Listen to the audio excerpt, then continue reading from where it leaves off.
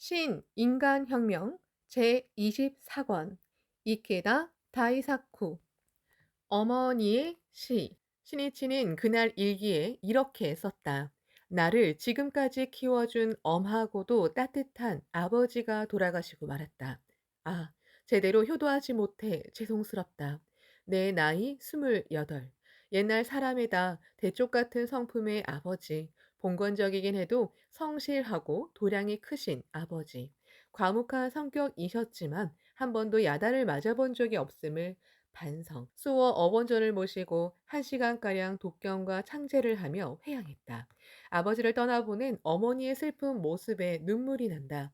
어머니는 광선유포의 위대한 스승 도다를 섬기는 신이치를 위해 제목을 보내주었다. 아버지는 신심을 하지 않았지만 도다 스님에게 신이치를 드렸다고 말하며 따뜻한 눈길로 지켜보았다. 신이치는 아버지가 최고봉인 니치렌 불법에 귀의하기를 아침 저녁으로 기원하며 때가 무르익기만을 기다렸다. 어느 날 도다가 신이치에게 이렇게 말했다. 자네가 강성한 신심으로 일어서야 하네. 크고 제대로 된 우산이 하나 있으면 몇 사람이라도 같이 쓸 수 있다. 마찬가지로 가족 중에서 누군가 먼저 한 사람이 열심히 신심에 힘쓰면 가족을 모두 지킬 수 있다. 자네가 필사적으로 신심한 공덕과 보고는 아버지에게도 회향이 된다네. 게다가 자네의 아버지는 이미 마음은 학회원이라 다름없다. 분명히 보이지 않는 곳에서 응원하고 계실 것이네. 또 자네를 가장 자랑스럽게 여길 것이다. 아버지는 도다를 절대적으로 신뢰했을 뿐 아니라 학회에 관해서도 깊이 이해했다. 그래도 아버지가 신심을 하지 않은 채 생을 마감했기에 신이치는 최고의 효도를 하지 못했다는 사실이 마음에 걸렸다. 신이치는 아버지가 세상을 떠난 날 10년 만에 본가에 머물렀다. 아버지 옆에서 창제하며 회양했다. 광선유포의 인생을 바쳐 아버지의 은혜에 보답하겠다는 서원을 담아. 어머니는 아버지를 입관할 때 통곡했다. 신이치가 처음 보는 어머니의 모습이었다. 신이치는 일기에 이렇게 썼다. 아버지와 함께한 여로, 그 누구도 어머니의 심정을 모를 것이다. 즐겁고도 힘든 기나긴 여로였으리라. 영지, 지위, 재산, 허영, 이 모든 것을 초월해 진실로 사랑한 아내의 눈물일 것이다. 아, 평범하면서도 위대한 어머니여, 그리고 아버지여. 그 후 형제들도 잇따라 신심을 시작했다. 어머니는 둘째 형과 함께 살며 열심히 신심에 힘썼다. 그리고 신이치가 건강하게 광선유포를 위해 활약할 수 있도록 언제나 진지하게 기원했다. 신이치는 되도록 자주 어머니를 만나고 싶었지만 좀처럼 시간을 낼 수 없어 실제로 찾아뵌 횟수는 그다지 많지 않았다. 그는 하다못해 감사하는 마음을 표현하고자 기회가 있을 때마다 전원과 함께 정성을 담아 선물로 의복 등을 보냈다. 아내 미네코와 새 아이도 어머니 사치를 진심으로 좋아하며 따랐다. 신이치가 제3대 회장에 취임한 뒤로는 점점 더 바빠져 여유롭게 어머니를 만날 기회가 거의 없었다. 그래도 만날 기회가 생기면 어머니는 언제나 이렇게 말했다. 내 걱정은 말고 부디 몸 성히 잘 지내거라. 또 무슨 일이 있으면 도쿄식 김과 조린 반찬 등을 직접 만들어 보냈다. 어머니는 자신을 희생하며 많은 자식을 키웠다. 신이치는 그런 은혜에 보답하기 위해서라도 어머니가 아직 건강한 동안에 여행을 갈 수 있도록 노력했다. 어머니는 즐거운 표정으로 여행을 떠나 현지의 학회원과 만나는 일을 기쁨으로 삼았다. 신이치는 어머니의 웃는 모습이 무엇보다 기뻤다. 어머니는 한없는 애정을 쏟으며 자식을 키운다. 자식은 거리낌 없이 어머니에게 응석을 부린다. 어머니가 연로하다면 이번에는 자식이 효도하고 은혜를 갚아야 할 차례다. 자식들이 그 보은을 자각하지 못한다면 사람이 지켜야 할 가장 중요한 도리를 잃어버리는 일이 된다. 어머니 사치는 학회 본부를 방문할 때면 직접 바느질한 검은색 하오리, 일본 옷 위에 입는 짧은 겉옷을 자주 입었다. 본부는 광선유포의 본진이고 역대 회장의 정신이 새겨진 엄숙한 장소이므로 당연히 정장을 차려입고 방문해야 한다고 생각했기 때문이다. 자식이 창가학교 회장이라고 해서 공가사를 혼동하는 일은 전혀 없었다. 어머니가 세상을 떠나기 한 해 전인 1975년 4월이었다. 신이치는 벚꽃이 만발한 총본 산에서 오랜만에 어머니를 만났다 하지만 행사가 많았기에 이야기를 주고받은 시간은 단 몇 분에 지나지 않았다. 신이치는 꽃을 매우 좋아하는 어머니를 위해 벚꽃으로 만든 목걸이와 작은 벚꽃 가지를 선물했다. 꽃 목걸이를 목에 건 어머니는 몇 번이고 고맙구나, 고마워 라고 말하고 벚꽃을 보며 웃음을 지었다. 헤어질 때가 다가오자 신이치는 그나마 자신이 할 수 있는 효도가 뭘까를 생각하다 어머니를 등에 업고 언덕을 올라가자고 생각했다. 신이치가 허리를 굽히고 앉아 등을 대자 어머니는 수줍은 듯이 이렇게 말했다. 됐다 됐어. 이런 일까지 시킬 수는 없어. 아닙니다. 어머니 제가 업어드리고 싶어서요. 신이치가 그렇게 말하자 하는 수 없이 힘들 텐데 하고 말하며 등에 업혔다. 체격이 작은 어머니는 연로해져 더 작고 가벼워졌다. 신이치가 아, 무겁다, 무거워 하고 말하자 어머니는 소리내어 환하고 명랑하게 웃었다. 신이치는 그때 등에 업은 어머니의 온기를 언제까지나 잊을 수가 없었다. 효도는 특별히 비싼 물건을 선물하는 것이 아니다. 부모에 대한 감사의 마음과 진심을 전하는 일이다. 부모와 멀리 떨어져 살며 좀처럼 만나기 힘든 경우에는 엽서 한 장이나 전화 한 통으로도 서로 마음을 주고받을 수 있다. 낳아준 부모를 소홀히 여긴다면 자연의 도리에 어긋나며 사람의 도리를 지킬 수도 없다. 이 말은 셰익스피어가 남긴 자문이다.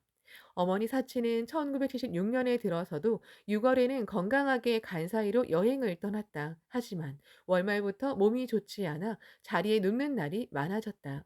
7월 초순에는 몇 차례 위독하기도 했다. 신이치가 병문안을 갔을 때 어머니는 이미 탈진한 채로 산소호흡기를 끼고 있었다. 그는 어머니가 어서 건강을 회복하기를 기원하며 몸을 가볍게 쓰다듬었다. 일념이 통했는지 어머니의 호흡이 정상으로 되돌아와 볼에는 혈색이 돌았다. 신이치야, 한결 편해졌구나. 또렷한 억양으로 이렇게 말하고 이날은 양갱까지 먹었다. 그 후 차도를 보이기 시작한 어머니는 병문안을 온 신이치에게 이렇게 말했다. 나는 가보고 싶은 곳은 어디든 다 가보았고 입고 싶은 옷도 다 입어봤다. 나는 일본에서 가장 행복한 사람이야. 멋진 인생이었어. 노고에 노고를 거듭한 어머니다. 닭이지게 신심에 힘쓰고 마지막에는 일본에서 가장 행복한 사람이라고 단언할 수 있는 어머니는 분명 인생 승리를 만끽했을 것이다. 신이치는 알아놓은 어머니에게 니치칸 상인의 임종 용심초를 간결하게 강의했다.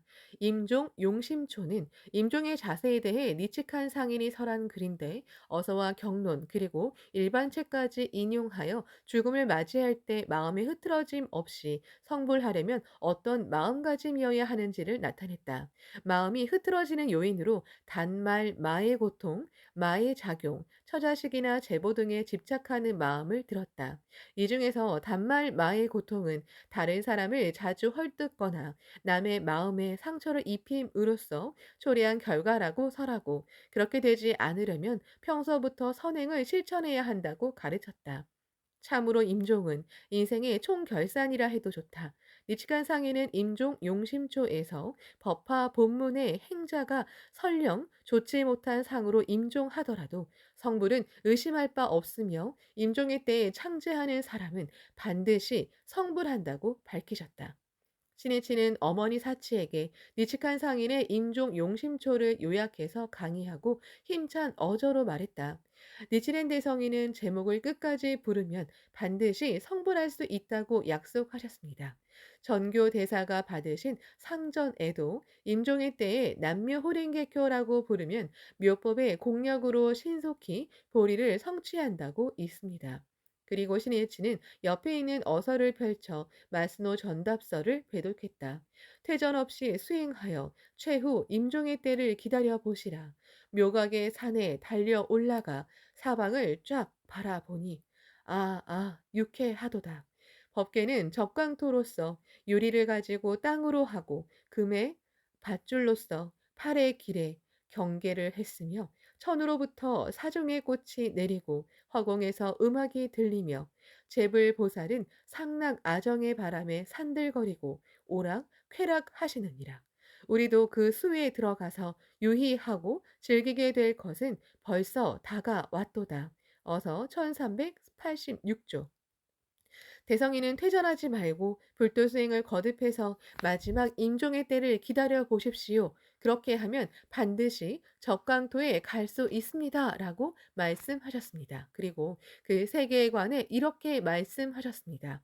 묘각의 산을 달려 올라가 사방을 둘러보면 얼마나 굉장한지 모른다. 온갖 세계가 모두 적강토이고 땅바닥에는 가득 유리가 깔렸으며 열반에 이르는 8갈래 길의 경계를 황금 밧줄로 만들었다. 하늘에서는 네 종류의 꽃이 내리고 허공에서는 음악이 들린다. 여러 부처와 보살은 상락아정이라는 바람에 산들거리며 참으로 즐거워하신다. 우리도 그 속으로 들어가 자유자재의 경지를 얻고 즐거워할 수 있는 때가 이미 다가왔다. 다시 말해 죽음을 전혀 두려워하지 않아도 된다는 말씀입니다. 드넓은 하늘을 즐겁고 유유히 날아다니는 큰 새와 같은 자유자재의 경애가 사후에도 기다리고 있습니다. 어머니는 병상에 누워 눈을 반짝이며 응, 응 하고 고개를 끄덕이며 신이치의 이야기를 들었다. 이 강의는 신이치가 어머니를 위해 마련한 처음이자 마지막 강의였다. 신이치는 어머니가 위험한 고비를 넘겼지만 앞으로 남은 시간이 얼마 되지 않았음을 느꼈다. 그래서 이 기회에 불법이 설하는 생사관을 이야기하고 싶었다. 어머니, 또 대성이는 신심을 관철한 사람에 대해 살아 계셨을 때는 생에 부처, 지금은 사에 부처, 생사 다 같이 부처이니라. 즉신 성불이라고 하는 중요한 법문은 이것이로다. 어서 1504쪽라고 말씀하셨습니다. 광선유포를 위해 끝까지 투쟁한 사람은 살아있는 동안에는 생에 부처이기 때문에 어떤 고난에도 지지 않고 대환희의 나날을 보낼 수 있다. 그리고 죽은 후에도 사의 부처가 된다. 이것이 즉신 성불이라는 위대한 법문입니다. 그렇기에 생도 환희이고 사도 환희입니다. 환희 속에서 영원한 생명을 살 수 있습니다. 만물을 황금빛으로 물들이는 장엄한 석양처럼 마지막까지 제목을 부르며 생명을 빛내주세요. 부처의 사자로서 살아온 창가 어머니들은 3세 영원히 승리와 행복의 태양과 함께 있다. 신이치가 이야기를 마치자 사치는 그가 내민 손을 꼭 쥐었다. 그 모습은 결의의 표명이기도 했다. 이튿날 어머니는 가족에게 이렇게 말했다. 나는 분한 일도 괴로운 일도 겪었지만 그래도 이겼다. 나는 사회에 공헌하는 자식이 있으면 했다. 그리고 내 자식 중에서 내가 바라던 사람이 나왔다. 그래서 나는 정말 기쁘단다. 중앙아시아의 대시인 나바이가 이렇게 노래했다. 행복이란 숱한 고뇌로 상처를 입어도 최후의 정신과 혼 속에서 꽃을 찾아내는 사람의 것이다. 7월 12일 저녁 신이치는 어머니 사치를 병문안하면서 지난 6월에 도호쿠를 방문했을 때 동지의 노래 벚꽃 바닷가에서 등을 직접 피아노를 치며 녹음한 테이프를 어머니에게 건넸다. 어머니에게 조금이나마 격려가 되었으면 하는 마음에서였다. 7월 14일에는 신이치를 대신해 아내 미네코가 큰아들 마사히로와 둘째 아들 히사히로 그리고 셋째 아들 히로타카와 함께 어머니 사치를 병문안했다. 이때 마사히로는 23, 히사히로는 21, 히로타카는 18이었다. 할머니, 어서 기운 차리세요. 사치는 손자들이 이렇게 말하며 차리고 손을 꼭 쥐어주자 응, 응 하고 대답하며 고개를 끄덕였다. 자식보다 손자가 더 귀엽다는 말도 있다. 어머니는 손자들의 병문안을 분명 가장 소중한 보배로 느꼈을 것이다. 그 중에서도 마사히로는 미국 건국 200주년을 기념하여 열린 미국 총회 등에 참석했기 때문에 사치는 마사히로가 돌아오기만을 손꼽아 기다렸다. 사치는 반가운 듯 손자들을 바라보며 괜찮단다. 와줘서 고맙구나 라고 말하며 웃음을 지었다. 그때부터 사치는 눈에 띄게 몸이 점점 좋아지기 시작했다.